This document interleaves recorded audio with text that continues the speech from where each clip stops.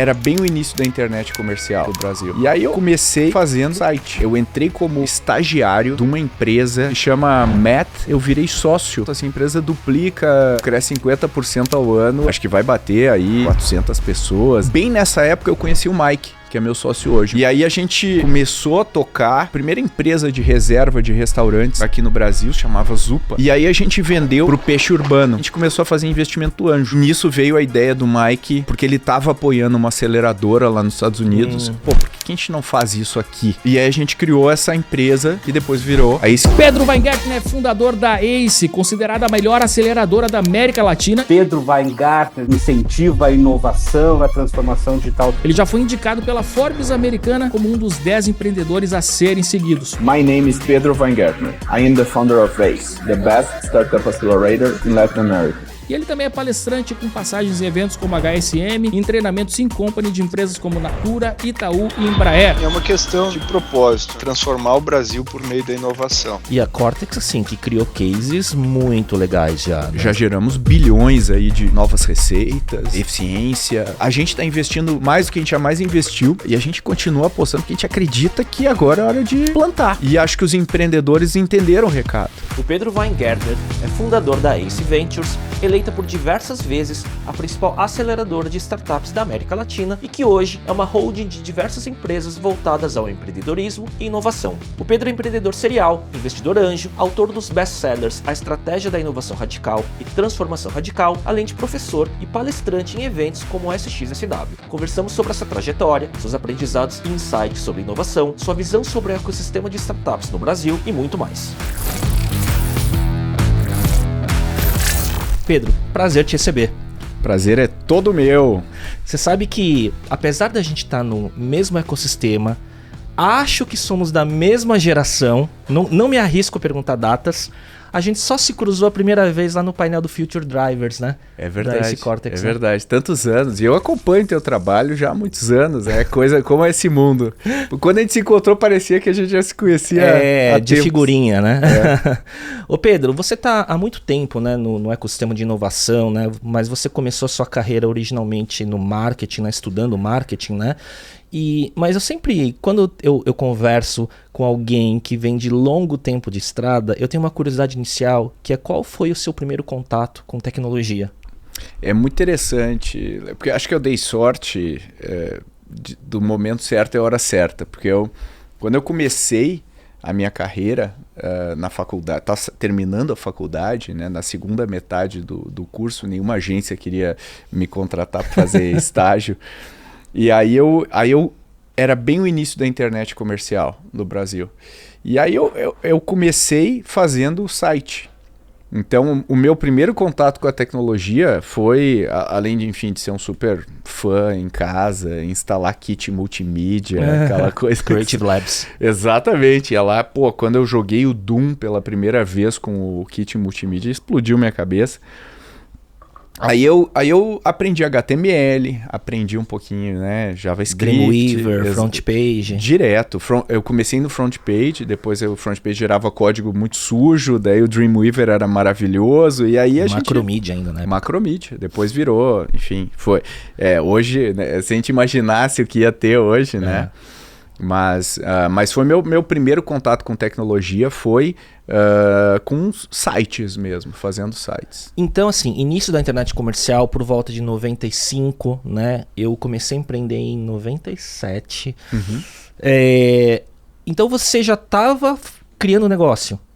Na verdade, olha que interessante, né? Eu entrei como estagiário de uma empresa que tinham dois caras que eram pouco mais velhos do que eu e estavam explorando esse início da internet comercial, fazia site para sindicato, para partido político, e eu entrei, eu era, sei lá, o funcionário número 1 da empresa, e aí a gente começou, e essa empresa eu virei sócio dela depois, porque pouco tempo eu já estava coordenando e tal, e ninguém sabia direito o que estava fazendo. Olha só. E aí eu virei sócio dessa empresa e depois essa empresa está viva até hoje e mudou, pivotou, se chama Met, é o grupo Met, e hoje está aí com Cresceu. Cresceu.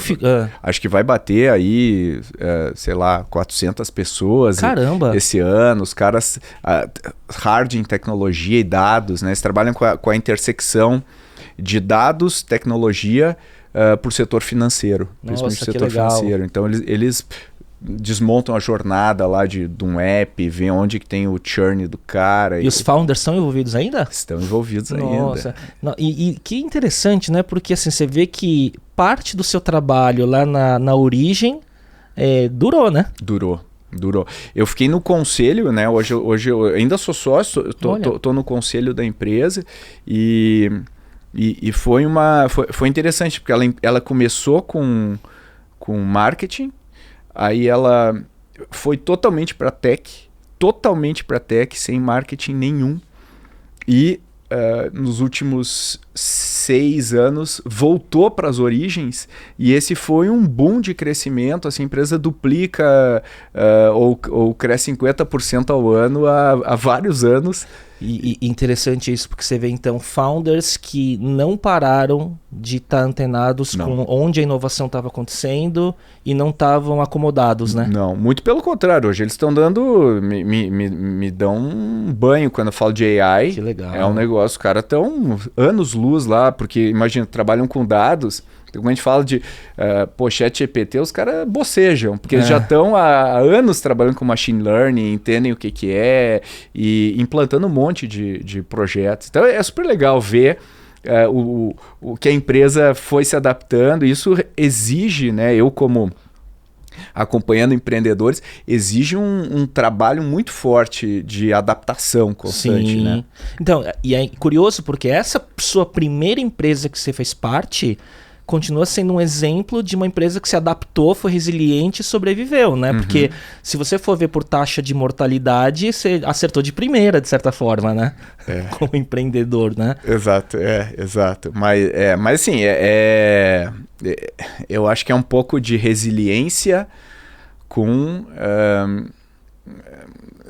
adaptabilidade. Sem dúvida. Né? Porque é muito fácil você... Eu sempre falo, a empresa morre por 2 razões. Ou acaba o dinheiro, ou acaba o gás do empreendedor.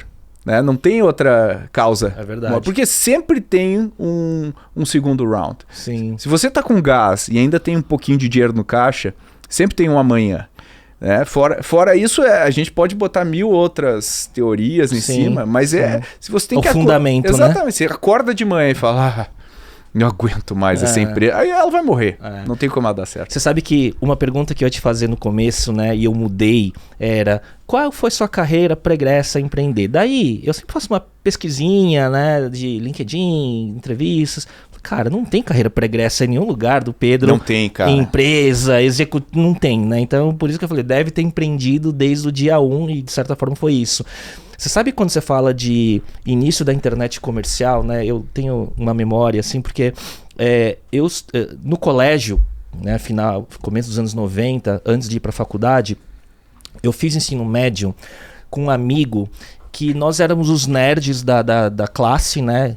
Os dois que iam mal no esporte, então eu programava no Apple II desde o início da adolescência. Ele tinha um Apple II. Me identifico. Ele tinha um Apple II GS, né? Que era uma versão superior ao Apple IIe que eu tinha, né? E a gente ficava trocando disquete de 5 1/4 com softwares, né? Piratas, né? E um ia na casa do outro e tal. Aí uma vez eu fui pra Poli e depois ele não foi pra faculdade. Uma vez eu fui na casa dele, eu vi no quarto de empregada um rackzinho com vários US Robotics de 56 kbps. Tô montando uma BBS, não sei o que. Eu não tava muito ligado, né, em BBS. Anos depois, ele se juntou com outras pessoas, veio se tornar STI, um dos primeiros provedores de acesso, que depois ele vendeu para PSINet, se não me engano o nome da empresa, uma empresa latino-americana. Ele vendeu, se não me engano, em 97. E esse mesmo grupo de 5 founders da STI montaram logo em seguida o HPG. Olha aí, cara. Primeira startup, né, de páginas grátis na internet. emulando um pouco o Geocities. Geocities né? brasileiro, é isso que veio na minha Que cabeça. 18 meses depois venderam para o IG por 60 milhões de reais. Foi 20 milhões do primeiro exit, 60 milhões do segundo. E eu lembro muito disso porque a gente foi muito próximo. Eu entrevistei ele numa Indie Arena, porque depois ele foi morar na Singapura. Não como o Eduardo Saverin, mas similar. Mas foi uma das primeiras histórias de duplo exit do mesmo grupo de founders que foi formado, sabe? Então, naquela mesma época onde produção de site, acesso à internet, então era o momento de acesso e dos fundamentos da infraestrutura da internet comercial, né? É isso aí. A gente via muito esses deals e eu achava, então, desde a infraestrutura de transações como Mercador, esses caras B2B, tinham vários caras que conseguiram fazer exits relevantes nessa época, né? E aí teve os primeiros fundos de VC, foi nessa época, né? Teve uma das pioneiras aí, a CRP, inclusive investiu na gente lá atrás. A gente captou dinheiro lá na primeira empresa com VC. E foi aí que eu conheci VC do outro lado da mesa, participando do conselho. E aí a gente gastou dinheiro com coisas inúteis e ficou com sócio. O que sobrou foi o sócio. E os conselhos, as reuniões de conselho sempre foram... Eu aprendi muito. Então, eu entendi o smart money, o papel do VC dentro da trajetória de uma empresa do outro lado da mesa primeiro. Governança, Total. Né? E tudo mais, guidance e tudo mais. Interessante isso. Então, isso já foi te formando de certa forma o papel que você veio exercer depois de ser muito ativo no ecossistema, né, de inovação e de startups e que foi culminar com o surgimento da ACE, né? Como foi essa ponte entre a primeira empresa e a ACE? Na primeira empresa, na época chamava Connect, né, antes dela mudar o nome para Met, eu estava criando algumas empresas lá dentro. Seria um Corporate Venture Building, né, o nome chique. O nome existe hoje. Atual. Mas a gente criou algumas empresas e uma delas que eu estava tocando fazia monitoramento de mídias sociais, chamava Zubit. Que várias ferramentas depois vieram a surgir, né? Várias. E algumas que tiveram exits muito grandes, né? Mas eu tava part-time no negócio, mas eu adorei criar um produto digital, porque a gente só prestava serviço até então. E serviço é uma coisa que... eu sei bem. Acaba... outro, né? E eu gostei muito da ideia de você ficar trabalhando em cima do teu produto e ele vai gerando um efeito juro composto passando o tempo. Já era um SaaS? Já era um SaaS.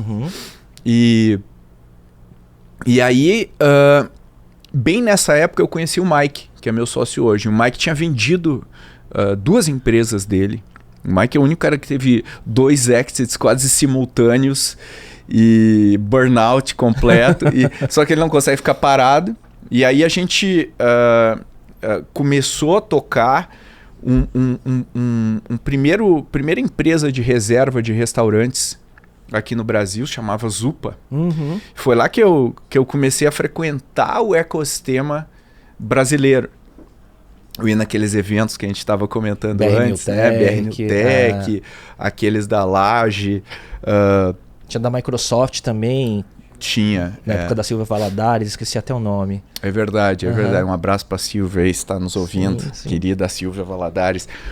Mas foi meu primeiro contato, né? Do outro lado também, como empreendedor.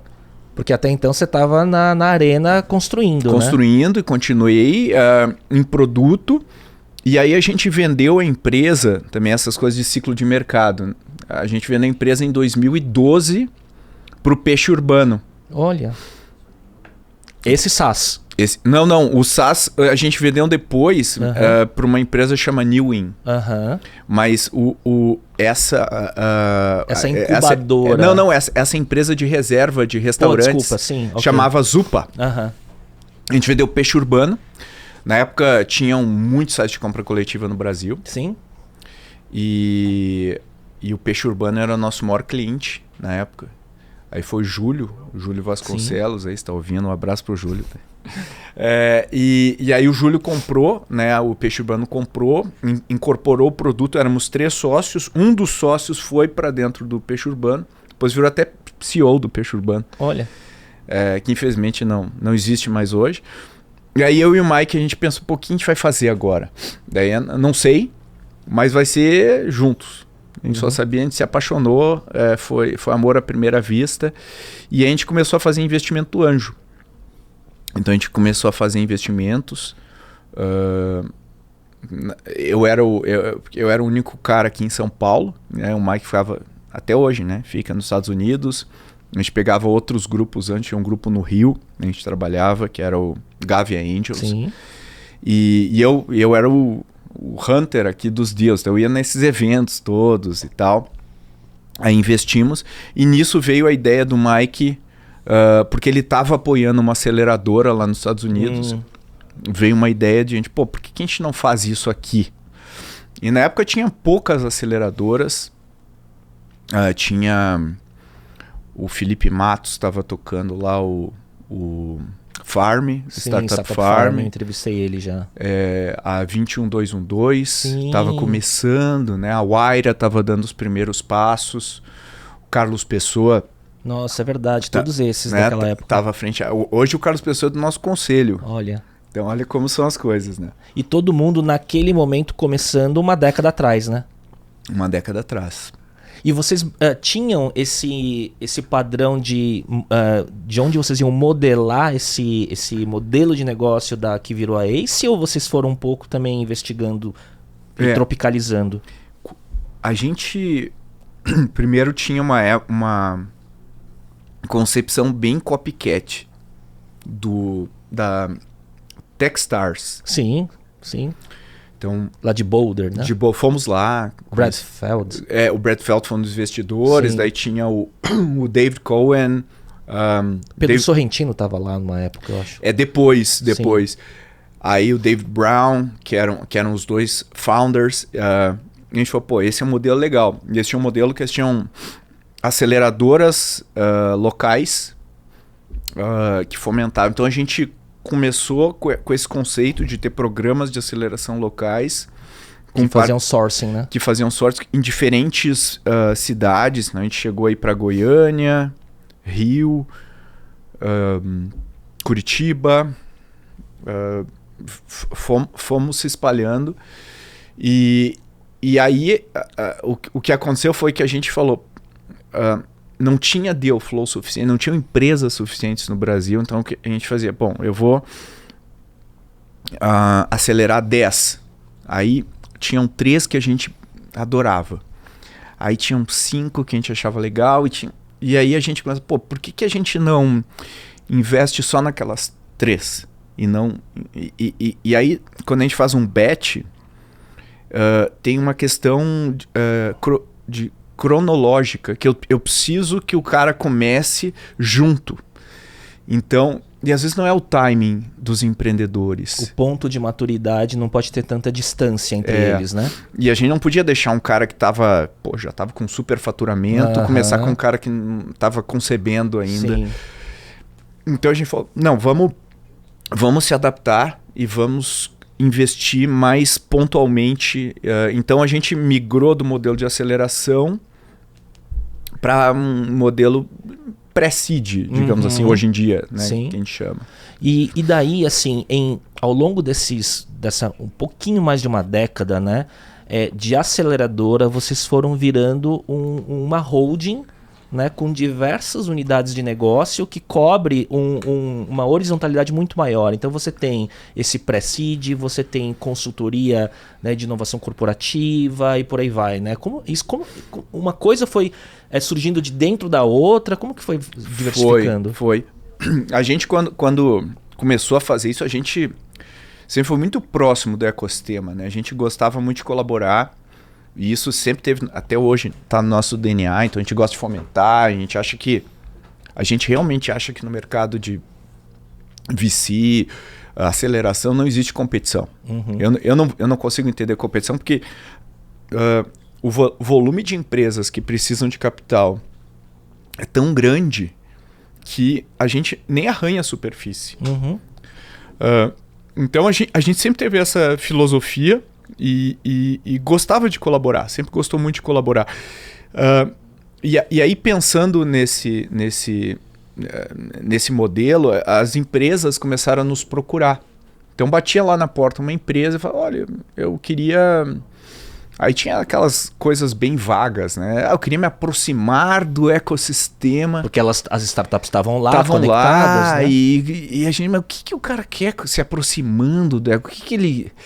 E aí a gente começou a fazer alguns programas, porque o modelo de negócio de uma aceleradora é muito ingrato, né? Porque quando eu tenho uma aceleradora, imagina só que eu capto, eu vou números fictícios, eu capto 10 com uma equipe de 15 pessoas. E um fundo capta 200 com uma equipe de 5. Uhum. Então, assim, a conta para uma aceleradora é muito difícil eu fechar com a receita da taxa de administração. Então, como é que a gente se mantém vivo? E eu e o Mike, a gente é empreendedor mais raiz, né? A gente precisamos pagar a conta, precisamos fazer... Então a gente começou a fazer algumas ações e criamos uma equipe e tal, até para... Uma coisa que a gente sempre se preocupou é que tivesse sinergia, mas não contaminação negativa. E esse é sempre o desafio. Depois a gente pode falar mais um pouco de filosoficamente como que a gente resolve isso, que a gente tem que tomar um partido. No final do dia a gente tem que tomar partido, né? E aí a gente começou a fazer isso e a gente falou, poxa, peraí, esse negócio... O que os caras querem não é se aproximar de startups, eles querem inovar. Qual o problema, né, que eles querem resolver? Eles querem inovar, então a gente precisa estudar isso. Então a gente começou a estudar, eu estudei um monte, tanto que culminou eu escrevendo livro sobre o tema e tal. Então a gente falou, não, então vamos ajudar os caras a inovar, não vamos ajudar os caras a se conectar com startups. Conectar com startups é um meio, e aí a gente criou essa empresa que depois virou a Ace Cortex, e daí criamos uma equipe para ela, né? E todo o modelo da Ace tem equipes que tocam, e o meu trabalho e o do Mike, né, também, a gente é volante em cima dessas estruturas. Então a Ace Cortex foi a primeira, depois de VC, foi a primeira empresa que a gente criou, né? E a Cortex, assim, que criou cases muito legais já, muito, né? Assim, tem trabalhos com empresas super grandes, com resultados mensuráveis, absurdamente interessante. Super. Não, já geramos bilhões aí de novas receitas, eficiência, mas sempre com essa filosofia, né? A gente, com o passar do tempo, foi entendendo que existe um valor em ter um ecossistema. Então nós fomos criando empresas que de alguma maneira se complementassem dentro desse ecossistema. Então a primeira foi esse Cortex, que trabalha com esse público mais corporativo, né, com grandes empresas. O cliente da Ace Cortex são grandes corporações brasileiras, né, as maiores. Depois a gente criou uma empresa de educação, chama Future Dojo. E aí o que a gente faz? Enquanto que a Ace Cortex trabalha inovação no contexto mais corporativo, a Dojo trabalha educação no contexto pessoa física. Então, muitos dos analistas, gerentes e diretores dessas empresas acabam se capacitando, porque a gente viu que existe uma falta muito grande desses skills na maior parte dos profissionais do mercado. E não é só o cara da inovação. Todo mundo é o cara da inovação hoje, né? Ou deveria ser. Então a gente criou, inclusive na Dojo, um dos produtos que foi um hit esse ano, foi um que chama Benchmark Field Trip, onde a gente leva o cara para conhecer cases de outras empresas. Então basicamente ele passa 2 dias de imersão, e o legal não pode filmar, não pode gravar, então ele pergunta aquilo que ele sempre quis. Que legal. O que deu errado, cara? Como é que você aprovou esse negócio na diretoria? Quanto já deu de dinheiro esse negócio na prática? E aí a pessoa, isso aqui deu errado, isso aqui capenga, isso aqui é legal, isso não é... Então a pessoa sai com uma visão então a Dojo ela trabalha com esse ecossistema mais, embora ela tenha produtos B2B que você pluga lá para capacitar em escala a equipe, o B2C é um dos públicos mais importantes lá que do interessante. Sabe, quando antes de começar a gravar, antes de abrir câmera, eu estava falando assim, né, como que é o meu negócio principal. E lá a gente atua em 3 esferas, né? Uma é de marketing e comunicação, um lado mais agência, um lado mais que a gente chama de digital business, que é todo tipo de plataforma transacional e de dado que vai trazer resultado de negócio para a companhia, seja o e-commerce, marketplace, plataforma B2B, CRM, por aí vai, né? Só que o que a gente começou a ver ao longo do tempo, né? A gente atua nessas 2 esferas, um mais de comunicação e marketing, outro de performance, mas a gente começou a ver que para gerar inovação, se não tivesse uma normalização do conhecimento de inovação, tecnologia, né, com uma cultura digital sendo formada no middle e senior manager, quem assinava o cheque, ele não compreendia o que o cara estava trazendo para ele. E aí a gente começou a criar umas trilhas, né, da nossa forma meio empírica, de entender, putz, eles precisam aprender sobre isso, isso e isso, e começamos a criar uns workshops e digital days in company, trazendo especialistas do mercado, e isso virou o terceiro pilar da nossa empresa. Né? E aí os projetos começaram a ser aprovados mais rápidos. É isso. E aí essa mini flywheel interna da companhia começou a girar mais. É isso, Léo.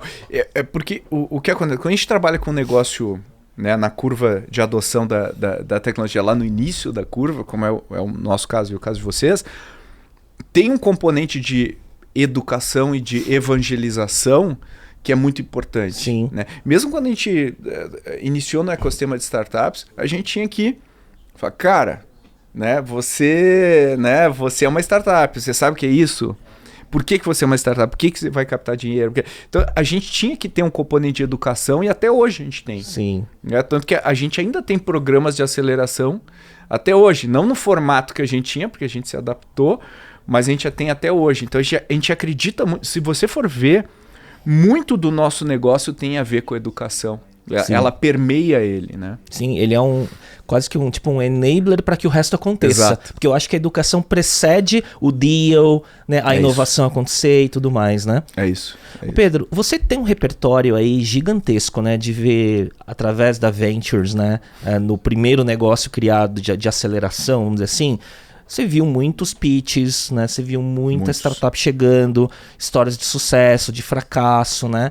Se você for fazer uma análise, uma síntese, ou se tiver um chat Weingartner, né, GPT, né, quais seriam, assim, para você, o que você viu de denominador comum do sucesso entre founders, modelos de negócio, timings e de fracasso lá?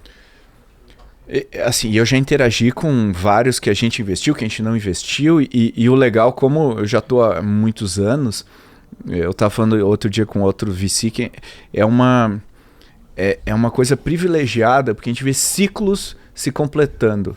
A gente vê a pessoa iniciando e a pessoa, sei lá, vendendo negócio ou fechando negócio. Então, eu acho que, vamos lá, assim, quem geralmente dá certo, quem está olhando longo prazo, mesmo que você, quero vender minha empresa, quero ter o exit e tudo mais, legal, mas você não devia pensar nisso. Né? Esse não é o objetivo. É um paradoxo, porque quando um VC investe em você, ele está contando com exit, né? Com liquidez, com evento de liquidez. Então, mas você não pode pensar nisso, porque isso é uma armadilha. Eu já vi muita empresa que toma uma decisão errada. Exato. Porque pensa no objetivo financeiro primeiro. Esse comprador vai gostar disso. Não, você tem que pensar no cliente. Atende o cliente, né? E o resto se arruma. O resto se arruma. Né? Se o cliente ama, outras empresas vão te amar. Então acho que essa é a primeira coisa, né? Colocar suas prioridades em ordem, lidar com o ego.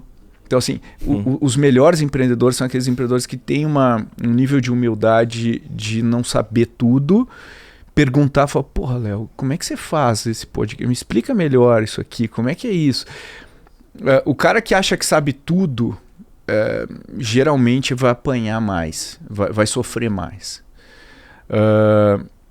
Eu acho que as boas pessoas sabem montar um bom time.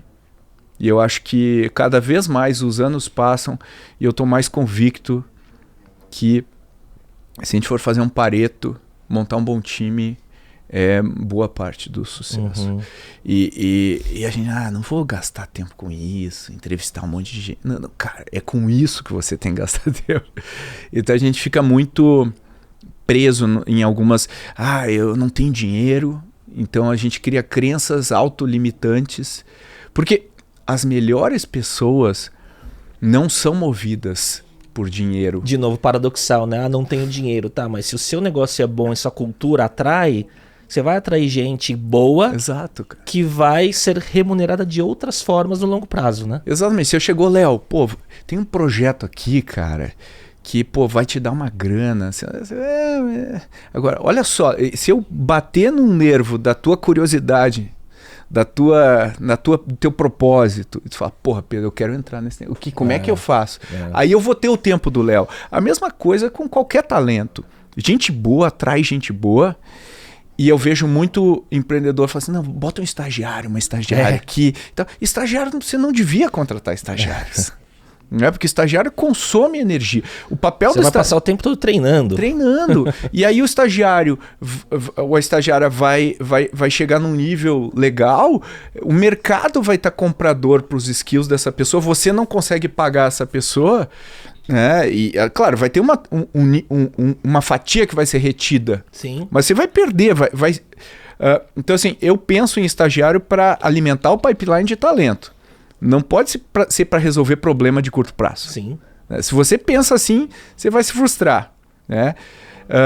E aquele negócio, né? Se tudo que você tem na tua empresa é dinheiro, ferrou, né? Ferrou. Você só vai conseguir as coisas pagando e pagando caro, né? Você fica preguiçoso e você fica com uma falsa ideia de que para resolver as coisas você precisa jogar dinheiro no problema.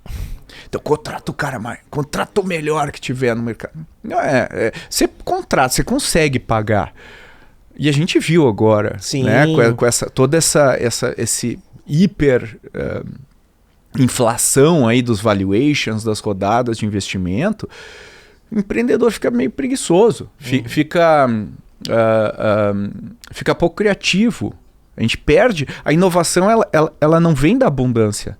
A inovação vem da restrição. Sim. Né? Como é que você consegue criar? É só olhar os cases, né? Pega assim, a Califórnia foi criada em cima da escassez, Israel foi criado em cima da escassez. Todos os polos de inovação são criados em cima da escassez, nunca da abundância. Então é muito raro a gente ver isso na abundância. Então acho que essa é outra característica, saber lidar com a restrição. De forma criativa. De forma criativa. E conseguir enxergar, né, mais para frente, né, e saber desenhar esse cenário futuro para as pessoas que estão contigo. Olha para onde a gente pode ir, né? Olha o que a gente vai construir. Então eu acho que essas características são aquelas que têm a ver com quem consegue ir longe. E eu acho que tem um outro componente que é a automotivação. Cara, você tem que acordar todo dia. Você sabe, você empreende, sim, né? Há anos. Montanha-russa. Cara, as coisas ruins vão acontecer. É a única certeza que você tem é que coisas ruins vão acontecer. E de vez em quando algumas coisinhas boas. Às vezes dá uma coisa boa, mas logo vem uma ruim na sequência. Sim. Então você tem que saber lidar com isso. E os melhores empreendedores sabem normalizar isso. E falam assim, legal. E os que são excepcionais se divertem com isso. Tiram prazer nesse tipo de adversidade. Sim. Quase como se fosse uma coisa legal levar todo dia uma porrada nova. É um tipo de mentalidade muito, muito interessante, né, cara? Sim.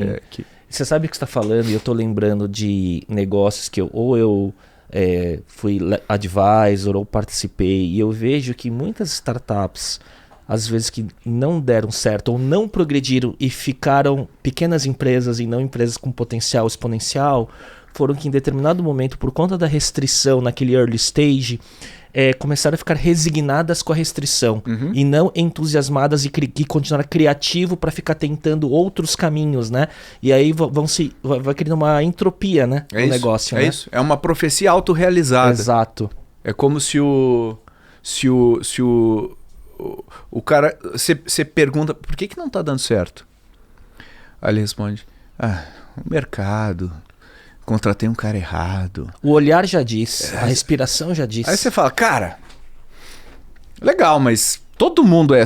Eu sempre falo, quando a pessoa coloca desculpas macroeconômicas ou coisa assim, eu falo, cara, eu brinco, é um problema de gravidade. É como se fosse assim... Todo mundo está submetido à lei da gravidade. Você não pode falar, pô, infelizmente a lei da gravidade está me prejudicando particularmente muito. Senão eu seria concorrente da SpaceX. Exatamente. O Elon Musk nem a lei da gravidade. Não existe. Né? Exato. Aliás, eu vi uma frase do Elon Musk que eu gostei muito, que é assim... As únicas leis de fato que existem são as leis da física. As demais são recomendações. Muito bom. E ele gosta de lidar com as leis da física. Sim. Mas eu acho que quem não... eu acho que essa questão de mentalidade, no final do dia, crescimento é mentalidade. É parte da sua cabeça. Você não vai conseguir isso... e você já deve ter visto muito mais do que eu, até porque você está no mercado do marketing. Empreendedor vai fazer mentoria contigo e fala, pô, Léo, se eu fosse mais conhecido, eu venderia muito mais. Sim. Então eu preciso de marketing. Eu preciso botar dinheiro em marketing. Daí você começa a ir 3 casas depois da vírgula, mas o que você vai fazer? Para entregar o quê? Quer dizer, na terceira pergunta a resposta não vem. Né? Então é o mesmo princípio da startup que acha que com dinheiro resolve tudo. Exato. Não é? Porque você não consegue aprofundar em outras camadas que são os problemas a serem resolvidos. Isso, porque o que acaba acontecendo é que essas coisas tipo, eu não consigo vender porque não tenho máquina de vendas. Cara, se a máquina de vendas é o que está separando você de ser um unicórnio, meu Deus. Não vai te faltar dinheiro. Eu vou colocar dinheiro agora da física. Não é isso, né? E geralmente o problema tá mais embaixo. O problema, às vezes, a pessoa tá com dor na coluna e ela vai no médico da coluna. E às vezes ela diagnostica que é a pisada. A pisada da... Então, assim, geralmente o problema minha proposta de valor é ruim. Não é aquele sintoma superficial. Exatamente. Você não tá conseguindo vender, não é porque falta vendedor. É porque você não tem um produto legal, que atende uma dor legal. Que retém. Que você explica pro cara de uma forma simples e elegante. E as pessoas... elas subestimam a importância de você explicar o teu produto de uma maneira extremamente simples. Então o cara... Não, nosso produto... Meu problema é que o cliente... Eu já vi isso aí. Meu cliente não entende o que eu falo. É culpa do meu cliente que não tem noção do nível de refinamento que o meu produto tem. Ou o meu segmento ainda está muito atrasado. Tá atrasado. Não tem isso também? Eu tô à frente do mercado. Legal, cara, mas... não adianta. Parte do teu trabalho é timing. Você precisa estar no lugar certo, na hora certa, com o produto certo. Você sabe que já mais de uma vez, os ouvintes, quem assiste, já deve ter ouvido falar isso algumas vezes, tem um TED Talks do Bill Gross, da Idea Lab, né, que ele fala sobre das análises que ele fez em centenas de startups que passaram pela Idea Lab ou não, que deram certo. Timing. E ele vê quais são os fatores e tabula tudo, e ele fala, você acha que é time, funding, ideia? Não, o primeiro elemento era o timing, e depois, óbvio, equipe, ideia, funding, acho que é o quarto item, assim, sabe? É isso. E você sempre pode adaptar, você sempre pode pivotar. E empreendedor geralmente não gosta da sensação de andar para trás. Então, ele não anda para frente porque ele não gosta de andar para trás. Porque ele não quer fazer isso. Exato, porque às vezes você tem que voltar 2 casas para avançar 5. Sim. E essa sensação de voltar 2 casas tem até a ver com psicologicamente com a nossa repulsa a perder. Né? Se eu falo, pô, você prefere, né, o que é pior, né? É você deixar de ganhar R$100 ou você perder R$10? É perder R$10. Acho que você que gosta de futebol? Não gosto de futebol. Não gosto de futebol, mas tem um ditado aí que tem técnico que já fala assim, de futebol, tem ditados que falam, o medo de perder tira a vontade de ganhar. É bem isso, né? Isso. Que você tem que recuar para depois avançar. O cara não gosta de perder. E eu acho que às vezes o pequeno progresso que os empreendedores têm atrapalha mais do que ajuda. Porque eles acham que vai ser uma... Eu vou empilhando... Pequenas... sucessos, né? E na verdade eu não vou empilhando sucesso. Às vezes eu atinjo um platô. Sim. E é muito fácil atingir platô. E é muito curioso, porque às vezes a gente vê assim, empreendedores, há quantos anos você está fazendo isso? Estou fazendo isso há 10 anos. E você andou só isso? E você está andando de lado. Não, mas eu evoluí, tá? Evoluiu Mas e aí? incrementalmente. Porque eu não tenho dinheiro, porque ninguém me vai... Cara, desculpa, cara... E eu acho que sempre é o momento certo para você mudar. E às vezes a pessoa fala, não, tô há 10 anos, agora tô cansado, vou fazer outra coisa. E eu falo, cara, se você for fazer outra coisa, você vai ter que criar outro produto para outro público. Ou seja, o que é mais fácil? Você adaptar a sua empresa atual ou você criar uma nova? Às vezes a pessoa quer criar uma nova porque ela não aguenta mais. Tem empreendedor serial que é só porque cansou da empresa anterior, É isso. Às vezes empreendedor serial porque o cara criou um monte de CNPJ. É isso, nunca deu certo, né? E a história da sua primeira empresa, a Match, é isso, né? É isso, ela total. tá crescendo muito depois de quase, sei lá, 20 anos. Cara, mais de 20 anos, Exato. cara. É uma empresa que... E ela andou de lado por muitos anos. Até que a gente falou, cara, não dá. Né? E a gente fica, não, agora eu vou, agora aquele cliente vai fechar. Agora... Não vai. Sempre tá num futuro próximo o sucesso, né? Exatamente, você tá se iludindo. E ninguém se ilude melhor, ninguém ilude melhor do que você mesmo. Sim. Empreendedor, ele é mestre em contar histórias que... Exatamente. Né? Pedro, eu tenho mais uma pergunta com 2 partes aqui, que é uma curiosidade minha, né? Existem startups que passaram pela ACE que você falou, puta, eu acho que essa startup não vai dar, e deu muito certo, se você pode falar algum caso. E você teve algum caso de empresa que você passou no seu processo de triagem para entrar em bet, que depois deu muito certo? Super, várias. A gente chama até de anti-portfólio, essas que dão super certo. Todo fundo até tem isso, né? E a gente aprende muito com isso, né? E uma coisa que eu acho que aquelas que... Eu vou dizer um padrão, né? Aquelas que a gente adora o modelo de negócio... Fala, cara, isso aqui é incrível, a gente tá na hora certa, o mercado é isso, agora é só crescer. Mas a gente não tá 100% confiante no time. E às vezes não é que as pessoas não são boas. Às vezes você olha o LinkedIn de cada pessoa do time e fala, uau, esses caras são super empresas, já montaram... E a gente, às vezes a gente esquece que eu posso ter todos os ingredientes na cozinha. E pode não dar liga. Posso não fazer o prato que eu quero. Por N razões. E o contrário, às vezes a gente já trouxe uma empresa que a gente ficou meio desmotivado com o modelo de negócio. Cara, esse mercado é meio pequeno. Mas a gente se apaixonou pelo time. Esse time... E esses caras nos trouxeram muitas alegrias. Porque eles mudaram. Porque aí que tá, a gente, e especialmente no nosso estágio, a gente quer ter segurança.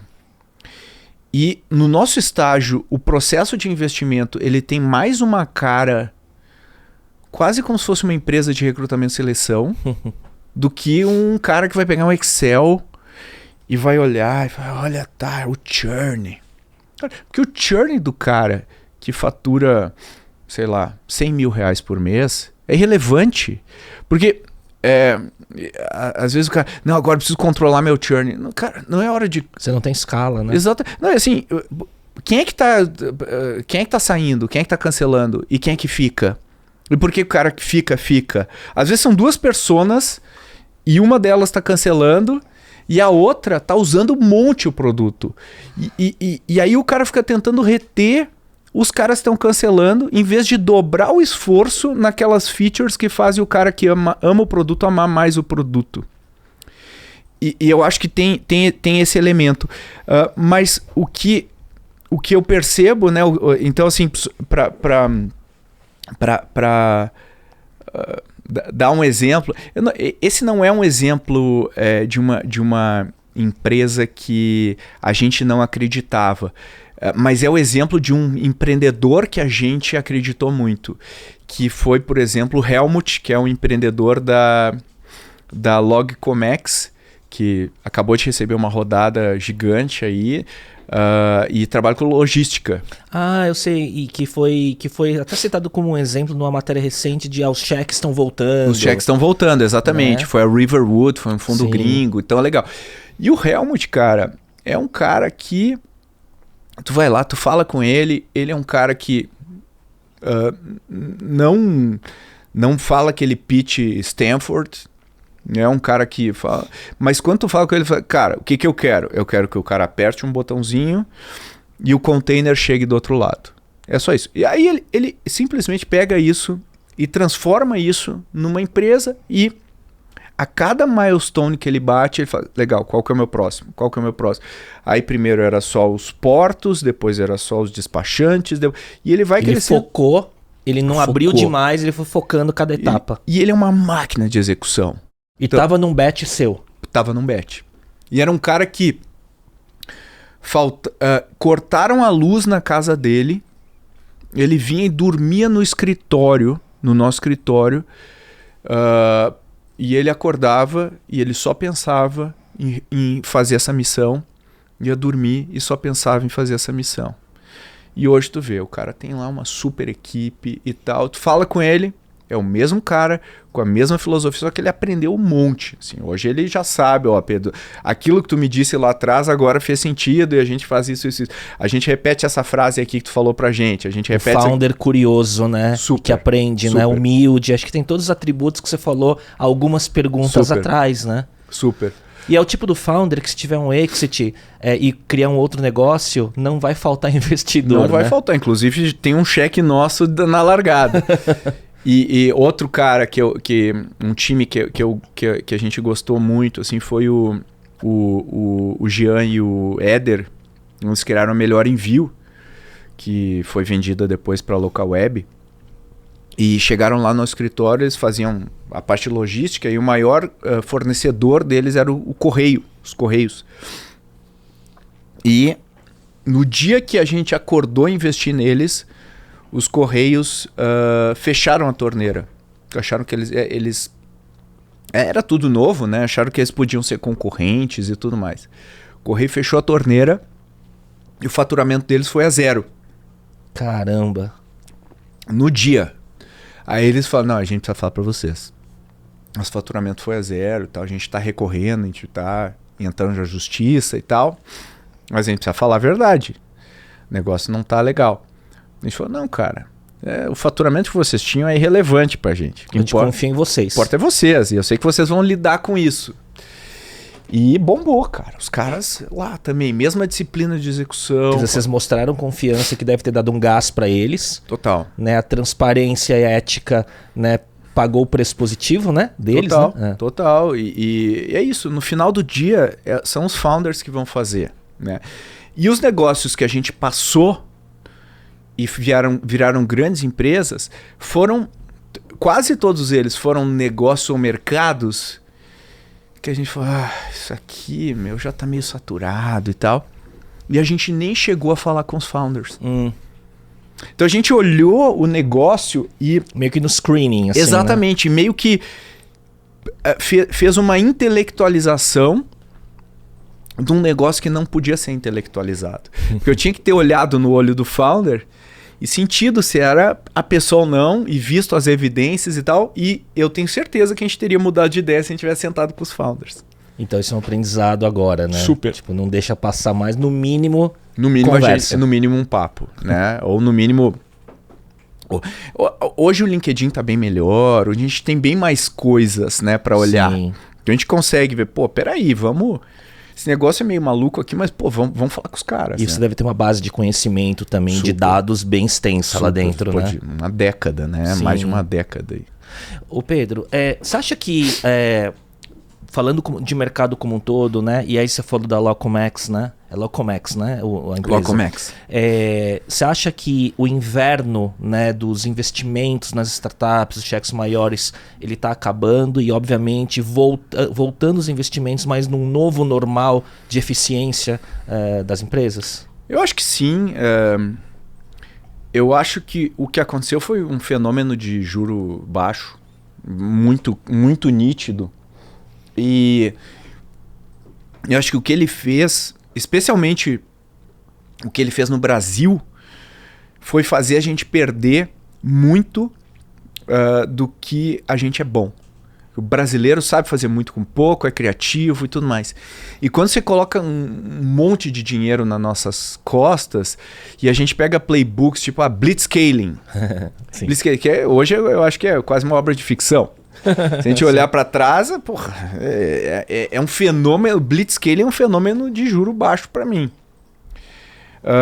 E eu acho que meio que como a gente é muito síndrome de vira-lata no Brasil, a gente acha que a gente é empreendedor de segunda classe, e a gente não é, a gente é bom empreendedor, a gente tem um DNA empreendedor na população brasileira. O brasileiro é um povo empreendedor. Bota metade dos americanos que criam startup para empreender aqui, eles desistem no primeiro mês. O que vai acontecer se quebrar meu negócio? Não vou fazer, porque lá quebra o negócio, tá tudo bem. Lá aqui o cara se ferra. Né? Tributos aqui, pelo amor de Deus. O cara fica com o nome sujo por décadas. Lei trabalhista. É um horror. Então, assim, o brasileiro, ele é um cara diferenciado. Claro, se a gente pegar o que tem de bom lá, experimentação, como é que eu escalo mesmo um negócio, e combinar com a nossa criatividade, fazer mais com menos e tudo mais, eu acho que a gente tem uma combinação fantástica. Então, assim, eu acho que não parou nada. Do ponto de vista de criação de novos negócios, todo mundo criando negócio, todo mundo a gente vê isso, porque a gente recebe, a gente está investindo mais do que a gente jamais investiu nos últimos 10 anos. Agora no CB Insights, a gente foi o segundo VC que mais investiu no quarter. Caramba. E a gente continua apostando porque a gente acredita que agora é hora de plantar. E agora é hora de olhar os negócios bons, né? Que estão aí na oportunidade, né? Total, tem muita coisa legal. E acho que os empreendedores entenderam o recado. Porque super valuations não são bons para ninguém. Muito menos para os empreendedores. Que acabam... um valuation alto demais atrela várias coisas a ele. Desde contrato que tem preferência de liquidação, stock option dos meus funcionários, que se baixar, todo o valor que eu gerei para eles vira fumaça. Quanto dinheiro eu vou conseguir lá na frente colocar no bolso, eu acho que com valuation mais alto vou colocar mais, não é verdade necessariamente. Então, eu acho que as pessoas estão começando a tomar uma decisão um pouco mais racional, né? E eu acho que os fundos, fazendo meia-culpa aqui com o mercado de VC, como os fundos cresceram muito, os VCs tiveram que alocar mais capital. Alocar mais capital num negócio. Então, assim, Léo, quanto dinheiro você quer? 5 milhões. Mas o que você consegue fazer com 20? Você consegue ir mais longe com 20? Aí o olho cresce. 20? 20? Não, 20 eu consigo bem mais. E 50, né? E aí o cara começa... E 20, 21, a gente viu esses cheques, né? Viu. E esses caras hoje estão... Tá muito difícil para eles conseguir uma nova rodada. Sim. E um down round é muito... Machuca muito uma empresa. E aí o upside do empreendedor, né? Quando você muda, né, com down round e essas preferências de liquidação que no médio prazo, a própria motivação do empreendedor vai embora às vezes, né? Vai embora. Você fica como se fosse um refém dando uma situação que você criou. Sim. Pedro, fechando esse parênteses da ACE, né, porque eu quero falar sobre as outras frentes, conteúdo e tudo mais, alguma BU nova, alguma novidade que a ACE está aprontando para 2024 que pode ser compartilhada? Legal, assim, a gente agora está consolidando, então a gente está dobrando o esforço na ACE Advisors, que é o nosso braço de M&A. Então a gente tem ajudado empreendedores a vender o seu negócio, então é bem legal. Na área de tech, então é foco em tech. E o último negócio que a gente colocou no ar é Ace Outlier Capital, que é uma gestora de CVC. Então a ideia é gerir, é trabalhar em parceria com o Cortex e tudo mais. E, cara, você tem um fundo, você quer gerir um fundo de corporate venture. Uma consultoria não vai gerir um fundo, mas a gente, tem toda a expertise para rodar esse fundo. A gente tem deal flow, como você falou, uma base de dados de 10 anos. Então, a ideia é ser mais uma camada de fomento, que a gente consegue investir em mais startups junto com corporações. A gente acha que tem um crescimento bem grande de CVC no Brasil. Com a seca de VC, o CVC ocupa um espaço muito legal. E a gente está trabalhando forte nisso, né, em como fazer isso. E aí tem vários experimentos, assim, vários produtinhos que a gente gosta de testar, de lançar, mas sempre uma coisa que eu te falei, né, que a gente não pode perder é o protagonismo dos empreendedores. Porque quando empreendedor no centro. Quando a gente perde isso, a gente começa a tomar más decisões. Então, como a gente tem um ecossistema, na hora do vamos ver, a gente tem que pensar, legal, mas a gente tem que estar do lado dos empreendedores. E às vezes isso envolve a gente perder. Enquanto grupo, a gente perder. Isso é difícil, às vezes, tomar essa decisão. Mas a gente tem que tomar. Para manter a identidade e o propósito do grupo, né? Exatamente. Interessante. É engraçado quando você fala, né? Parece que Ace Ventures, o negócio original e Cortex, ele foi identificando outras oportunidades que as outras unidades, e você foi construindo essa flywheel que você vai girando o negócio entre as unidades, né? Parece que o melhor ainda está por vir, né? Sem dúvida. A gente tem uma visão de super longo prazo. E para fazer isso a gente tem um pipeline de líderes e sócios, né? Você conheceu o LG, a gente tem vários sócios que tocam os negócios da empresa, e a gente é uma pequena fração do que a gente acredita que pode ser, tanto em termos de tamanho de negócio quanto de impacto, né? Porque o nosso propósito é impactar esse recorte da inovação no Brasil. E para fazer isso, a gente faz isso de várias formas. Desde capacitando agentes de mudança, na pessoa física, a gente faz isso apostando em empreendedores, e a gente faz isso ajudando corporações a inovar. Porque a gente está muito atrás em inovação. Sim. A gente está muito atrás no Brasil, e é inevitável que essa indústria tech seja protagonista do PIB brasileiro nos próximos anos. Então a gente está apostando que a gente quer ser um protagonista nesse movimento que está acontecendo no Brasil, né? E uma curiosidade, como que é hoje o seu papel no grupo? Assim, você é um cara que transita entre todas as unidades, é meio que um olheiro geral, né? Um CEO do grupo, como que funciona? Assim, o meu papel, obviamente eu tenho um papel... Tem uma parte chata, que é a administração do negócio e, enfim, compliance e tudo mais. Tem que ter. Que a gente lida com dinheiro de investidores. Isso é importante, né? Mas tem uma parte que é a parte mais divertida, que é levar toda essa visão para frente e integrar as diferentes partes do negócio. Parece uma coisa simples, mas não é. Não é. Integrar não é. Especialmente se um negócio tem um tamanho diferente de outro, pessoas diferentes ali. Então, eu tenho que ter um papel de integrar todo mundo constantemente debaixo dessa visão, desse propósito que a gente criou, e da cultura, que é muito forte, né? Os nossos valores e tudo mais. A gente bate muito... Todos os nossos processos de avaliação são em cima da cultura, a gente contrata por cultura. Então isso pra gente é um negócio que eu capitaneio bastante. Às vezes o meu trabalho é legal, assim, de dar insights e provocar. E às vezes eu sou meio mala. Falo, não, cara, temos que integrar isso aqui tem que funcionar junto, porque senão não constrói valor. Ser o guardião do todo, né? Tem que ser o guardião. Alguém tem que ser. E é um trabalho que é um trade-off, né? Sim, é legal, sim. E às vezes eu sou meio mala. Muito bom.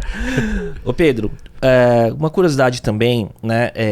Você está no mercado de inovação desde o front page, né? Vamos dizer assim. Velho front page. E pegou várias ondas, né, disruptivas no mercado, né? E em tempos hoje, né, de consumerização de inteligência artificial, 1 ano de ChatGPT e tudo mais, né? O que seu radar está olhando como tendências de tecnologia para o ano que vem, né, no curto prazo? Você acha que é uma exponencialização do uso de AI em novos formatos? Ou você vê outras tendências também? O que você está vendo? É uma pergunta interessante, Léo, porque é a primeira vez na minha vida que eu digo que eu não tenho a mais vaga ideia do que vai acontecer. Somos dois. É assim, eu já vi várias revoluções acontecendo.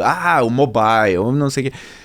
Agora, quando a gente pega as ramificações do que está acontecendo hoje, elas são tão complexas de entender. Eu vou dar um exemplo, né? A gente fala... os cheques de VC, a tendência é reduzirem com o passar do tempo, por causa da AI. O cara vai precisar de menos devs, vai precisar de menos gente, e aí o cheque vai ficar menor. E ao mesmo tempo, a vida vai ficar mais fácil ou vai ficar mais difícil? Porque se vem uma inovação, amanhã você não precisa mais de SDRs, porque você tem AI. Legal, depois de 2 anos, ninguém mais vai aguentar falar com AI para comprar. E aí eu vou precisar de uma AI que intermedie a minha vida com essas outras AIs. Então, eu vou criar uma AI antídoto que vai falar com um monte de AI vendendo para mim, vai ser AI negociando com AI, porque eu não vou ter saco. É uma AI EA. Exatamente. Executive Assistant. Exatamente. Né? Então, assim, sempre vai ter um antídoto. E se você começar a usar AI para SDR, todo mundo vai usar. Porque a partir do momento que você... um cara tem produtividade com isso, outros vão ter... E esses ciclos vão ser cada vez mais curtos. Então, a minha preocupação embora eu acho que todas as startups vão usar AI, poucas startups serão de AI. Né? Porque vai estar concentrado cada vez mais em grandes plataformas e infraestruturas. E é caríssimo, né? Quando você pega, a OpenAI está criando máquina. E você experimenta comprar um servidor lá com uma placa da NVIDIA, cara. A NVIDIA é uma das maiores beneficiadas nesse ciclo todo, né? Você fica você fica esperando meses a produção. Eu tava curioso, só um parênteses, né? Eu acho que foi no Acquired. Conhece o podcast Sim, Acquired? adoro. Teve uma entrevista com o CEO da NVIDIA. Ele é um cara super diferente. Bem legal. Super legal. Enfim. Eu vi uma entrevista dele, o cara falando, não sei se você viu. Pô, se você fosse empreender de novo, ele não empreenderia. Não, nem a pau. Não, mas ele foi muito sincero do quanto isso consumiu da vida dele na resposta. O preço não foi uma brincadeira. Não foi. Não foi. Exato. Cara, o preço é muito alto.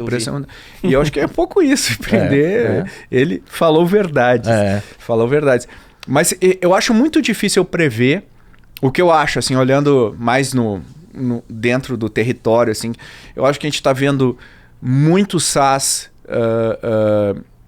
com muita qualidade sendo implantados no Brasil.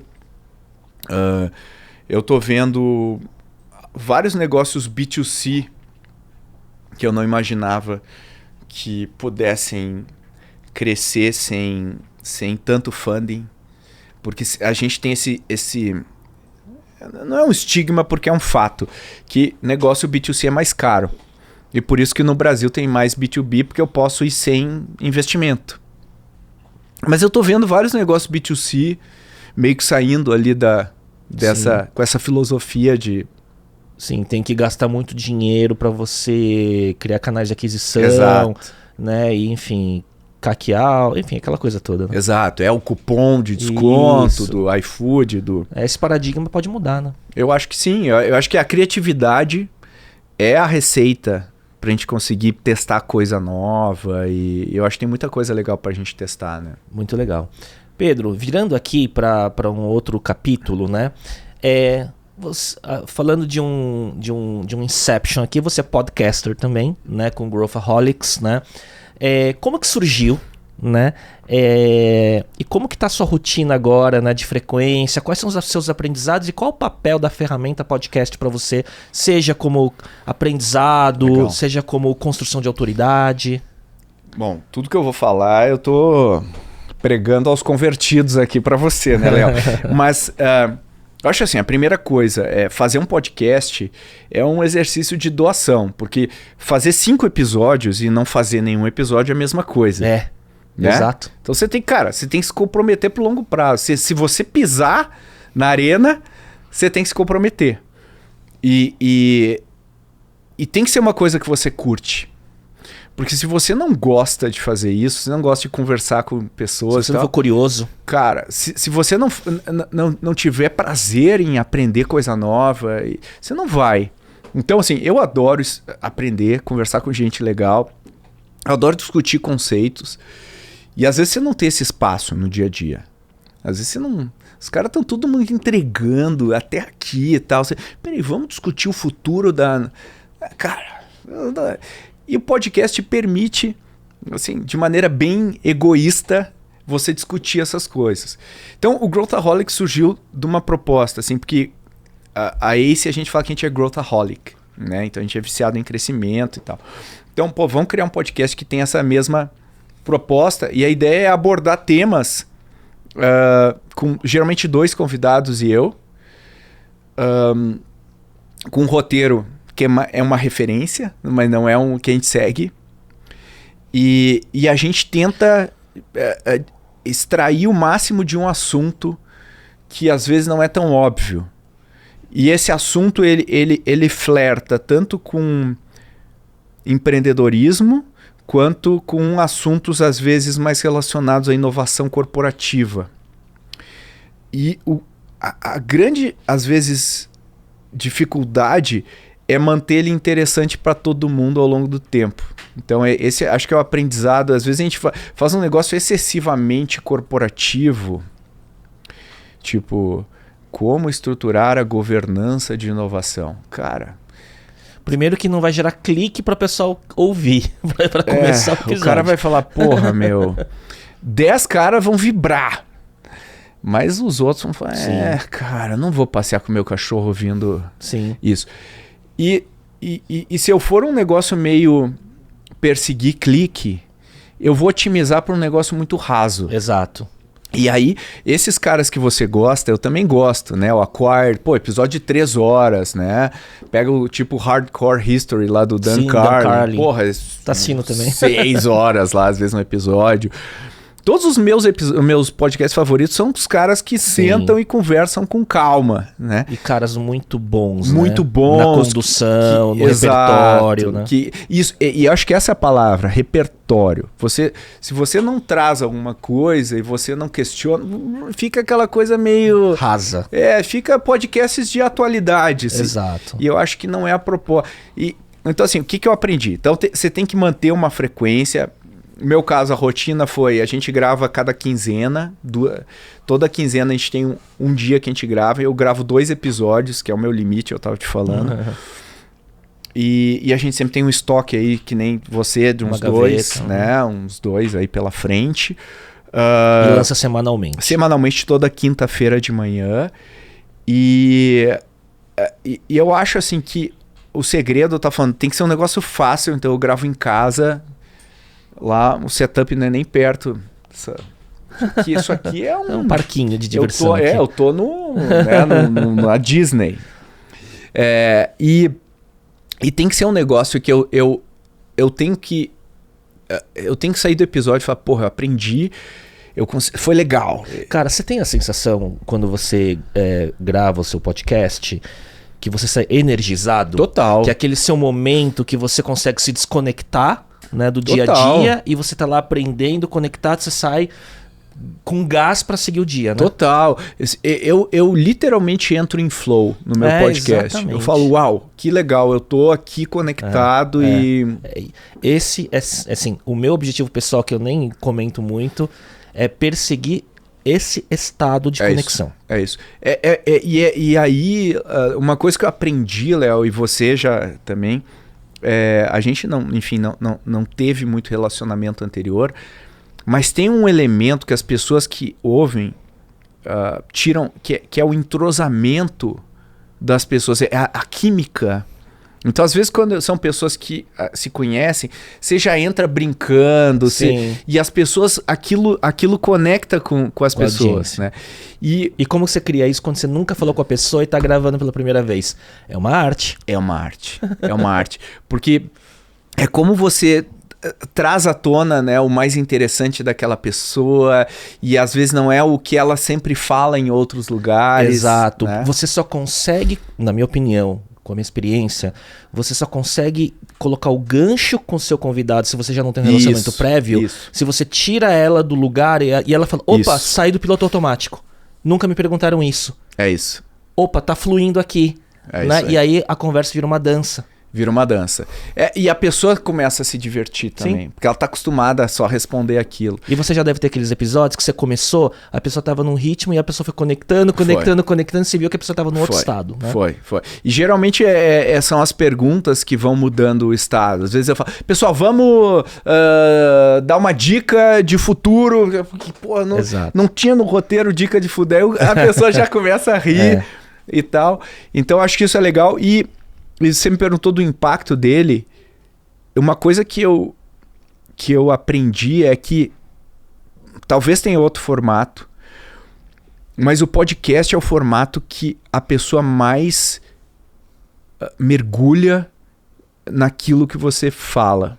Então, quando o cara ouve 1 hora e pouco de você falando, ele cria um vínculo com você que o YouTube não cria, que aqueles clipezinhos do TikTok não cria. E aí quando você encontra a pessoa no evento, a pessoa fala com você como se você fosse um velho amigo. Essa sua voz, eu lembro da sua voz, né? Eu lembro daquela dica ou daquilo que você falou da sua vida, né? E você nem lembra às vezes do que você falou. É uma loucura isso, né? É uma imersão. É uma imersão, a conversa ela se torna imersiva e a audiência tem aqueles recorrentes, né, que estão lá sempre. Eu acho muito legal isso. Eu acho muito legal. E aí agora você vê, né, você deve, aquele no Spotify, no Rapid, lá que a galera posta e te manda, olha só, você é o número 1 aqui da... Cara, é um orgulho, né? Você fala, cara, pô, vale a pena. Mesmo que não sejam tantas pessoas, mas tem um número de pessoas, satisfação. Cara, que ouve tudo que você faz. Né? E eu acho que pra você é isso também, é muito mais sobre o craft do conteúdo e essa satisfação do que a monetização. Total. Você perguntou, o seu podcast, ele gera, a receita gera, mas se não gerasse também eu estaria aqui. Existem outras maneiras de gerar receita, talvez bem menos trabalhosas do que essa, né? Mas indiretamente também está construindo autoridade, que também nem é o objetivo primário, né? Não é. Mas enfim. Eu acho que você se conecta com as pessoas, e é uma coisa assim, hoje eu dei muitos anos aula na SPM. E eu sinto muito falta dessa interação puramente intelectual com alguém. Sabe? Discutir um assunto, discutir um tema. E o podcast, ele me supre isso. Pra mim também. Né? Eu sei que no meio da minha semana eu vou estar discutindo, vendo orçamento e tal, mas eu vou parar aqui e eu vou discutir o futuro da AI com alguém.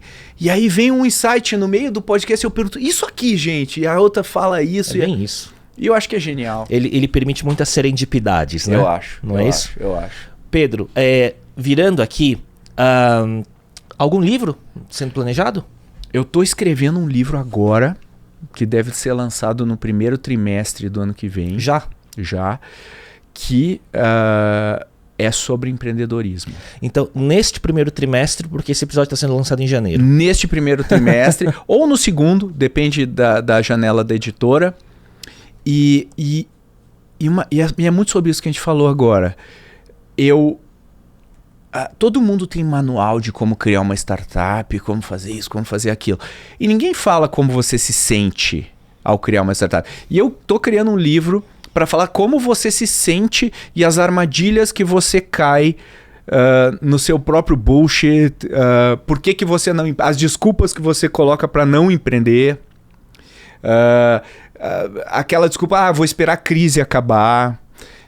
Tudo isso eu falo nesse livro. Então, são as dicas que eu dou quando eu não tô falando de coisa técnica sobre startup. Esse vai ser o livro que eu vou lançar. Putz, cara, muito legal. E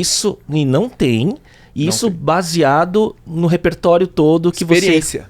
Putz, que legal. Experiência. É o que eu já vivi, então é o primeiro livro que eu vou colocar experiências minhas como empreendedor, erros que eu cometi, que eu não validei. Casos que você viu, né? Que eu não conversei com o cliente, coisas que empreendedores me contaram, mas eu não vou abrir o nome do empreendedor que estava quase quebrando a empresa, ou o empreendedor que estava demitindo um monte de gente, como é que ele se sentiu. E como que eu falei com eles para lidar com isso. Então, o livro é sobre isso. Ele tem um pouquinho de método, assim, mas muito pouco. Eu não falo nada de Lean Startup, não falo nada. Eu só falo basicamente sobre como a gente pensa. Tem um pedacinho do que você falou das dores e das dificuldades que geram aprendizados, que é um pouquinho que me lembrou Hard Things About Hard Things, né? Total, mas Ben super Horowitz. inspiração. Super inspiração. Que é um livro que quando lançou eu comprei. Assim, eu tenho quase tudo no Kindle, né? Mas os livros que eu mais gosto eu compro hardcover. Eu também. Porque eu gosto de pegar, olhar, arriscar. Bota né? o post-it. Exato, revisitar e por aí vai, né? E quando lançou, me chamou muita atenção. Muito. Sabe? Muito. Ele mexeu comigo. E eu falei assim, pô, o que eu posso dar de conselho para aquelas pessoas que me procuram no corredor do evento quando eu vou? Pedro, eu tô pensando em criar um negócio. Eu tô com um negócio aqui que eu... Tá aqui o livro. Cara, lê isso aqui. Você vai se sentir como se o livro falasse com você, né? Então, assim, desde você pensar com a sua própria cabeça, fala assim, cara, você não precisa criar uma startup. Você pode criar uma ONG. Você pode criar uma empresa que é um jogo infinito. Você não precisa se adequar às regras dos outros. Não se preocupe tanto com os manuais de como criar startup. Quer dizer, é meio assim para quem quer criar alguma coisa, né? O mundo precisa de pessoas que estejam a fim de colocar a sua marca no mundo. E o livro é para essas pessoas. Ele transita sobre as coisas interiores que muitas vezes não se compartilham, né? Exatamente. Eu falo até sobre, por exemplo, o meu amigo Edu Lira lá criou Gerando Falcões. Não, porra, não é uma startup. Mas que o impacto é de uma, né? De escala, né? Ele tem um propósito claro, tá criando, profissional ali na gestão. E por que você precisa criar uma startup? Então, eu parto até dessa discussão mais ampla. Putz, pré-venda já vou estar comprando, viu? Boa, vai ser uma honra. Pedro, ó, reta final aqui, algumas perguntas mais rápidas, tá? Pra gente ir pra finalizar. Mas aqui, ó, primeiro, né? Você tem muitos chapéus que você veste, né? Na Ace, né? Produzindo conteúdo, board de empresa e por aí vai, né? Você me parece ser um cara que tem algumas manias para gestão de tempo, produtividade. Tem mesmo? Eu não sou tão rigoroso, mas assim, eu sempre faço um planejamento no final da minha semana, faço o meu review da semana, eu me avalio como eu fui na semana e eu digo o que eu preciso realizar na semana seguinte. E eu coloco, eu tenho duas personas minhas. Eu tenho o Pedro, que é o chefe do Pedro. E eu coloco essa persona do meu chefe me mandando o que eu tenho que fazer. Quando eu entro segunda-feira, eu só obedeço o que aquele cara de sexta me falou. Isso me ajuda a ser produtivo. E eu aprendi que eu coloco... O meu to-do é no papel da semana. Então, a minha maior satisfação é riscar todas as coisas que o meu chefe Pedro me disse na sexta-feira, na outra sexta-feira, e aí eu reporto pra ele que eu fiz tudo que ele me mandou. Esse é meu hack. Isso poderia ser um multiverso de Pedros. Exatamente. Muito bom. Exatamente. Última aqui desse capítulo, quais são os seus hobbies para recarregar a bateria? Eu adoro cinema, adoro ver filme, eu sou viciado em cinema. Hoje em dia eu adoro passar tempo com a minha família, com meus filhos, onde eu passo boa parte do meu tempo. E eu gosto muito de viajar. Eu gosto de viajar assim, em lugares não tão, né, tipo Patagônia. Eu gosto de viajar coisas legais. Assim. Eu sei que tem viagem e filhos logo mais. Então, indo para penúltimo bloco. Tem aqui, eu não faço isso, mas eu coloquei aqui uma pergunta da audiência quando consultei os universitários sobre a sua passagem aqui. E me mandaram uma pergunta, para falar assim, olha, pergunta pro Pedro o que significa metamorfose disruptiva. Isso é um bullying que eu faço com o LG, que teve aqui. E ele foi revelado, então. O LG tinha um blog. LG, CEO da Ace Cortex. Exatamente, que era o Metamorfose Disruptiva, e eu fico sacaneando, porque é sacanagem, mas não devia ser, porque o LG ele é muito bom comunicador, e ele fazia uns vídeos com uma empolgação muito alta, e aí eu fico fazendo bullying, não, hoje tu tá numa vibe Metamorfose Disruptiva, e era muito engraçado. Meme. É um meme, mas era bem legal. Ele tinha feito uma segunda pergunta que eu vou passar e a gente vai para as dicas finais, que era quais são os 5 melhores jogadores do Campeonato Brasileiro de Futebol 2023, mas você já me deu já me deu a dica lá atrás quando eu perguntei de futebol. Eu parei no Falcão. Boa. Reta final, eu sempre faço um bate-bola de pergunta e resposta rápida, que um dia vai virar um Tools of Titans. Boa, aí eu gostei. Um dia vai virar um hábito que te ajuda no dia a dia. Exercício físico. Eu adoro. Diário. Boa. Minha cabeça. Ajuda a minha cabeça. De manhã? De manhã cedo, primeira coisa. Um livro que você recomenda? High Output Management, do Andy Grove. Clássico, né? Esse tudo que você precisa para gerir um negócio tá lá.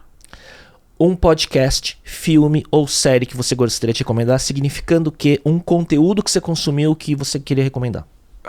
Eu acho que o Acquired assim, o mais legal. E agora na vibe do Charlie Munger, que faleceu recentemente, o Poor Charlie's Almanac. Eu recomendo muito, inclusive uma edição linda que a Stripe, editora da Stripe, relançou agora, que tá magnífica. E Charlie Munger, que deu a única entrevista num podcast pro Acquired. É isso aí. E um mês depois ele faleceu. Que coisa. Ele é um gênio. Um app não óbvio que você usa com frequência. Que não seja WhatsApp, redes sociais. Eu vou dizer, um app não óbvio que eu uso. Just Watch. Pra procurar onde que o filme tá. Onde que o filme tá. Eu também uso. Eu adoro. Mesmo que eu uso. E a última, existe alguma frase que te representa, tá no topo da sua cabeça? Cara, eu acho que você vai se identificar porque era o nome do teu podcast anterior, que é o Homem na Arena, o discurso do Roosevelt. Eu acho que mexe comigo de uma maneira muito incrível e eu sempre releio esse discurso porque eu acho incrível, assim, especialmente quando eu tô com dúvidas a meu respeito. Você sabe que recentemente isso tem aparecido aqui, né? Porque agora veio como frase. E eu entrevistei recentemente o André Florence, que é o CEO da Alice. Conheço. E ele me trouxe o quadro do discurso Man the Arena de presente. Cara, ele é muito significativo. E tá na cultura da Alice pregado esse quadro também lá na sede deles, assim. É isso. Eu acho legal. Eu acho fantástico. Pedro, queria te agradecer. Porra. Eu sei que você tem viagem e assuntos aí pra resolver, mas acho que a gente conseguiu passar por bastante coisa. Acho que merece um round 2 em algum momento. Vai ser um prazer. Obrigado por ter vindo. Reta final do ano, né? Ano puxado. Final. Ano puxado. A gente tá no final de 2023, no dia 12/12. E esse episódio vai ser lançado no começo de 2024. Papai Noel chegando. E daí queria agradecer a audiência, né, que acompanha esse episódio. Tem bastante coisa aqui, a gente vai revisitar muitos desses temas. Pedro, obrigado. Eu que agradeço aí o convite, é uma honra. E a gente volta na próxima semana. Tchau, tchau.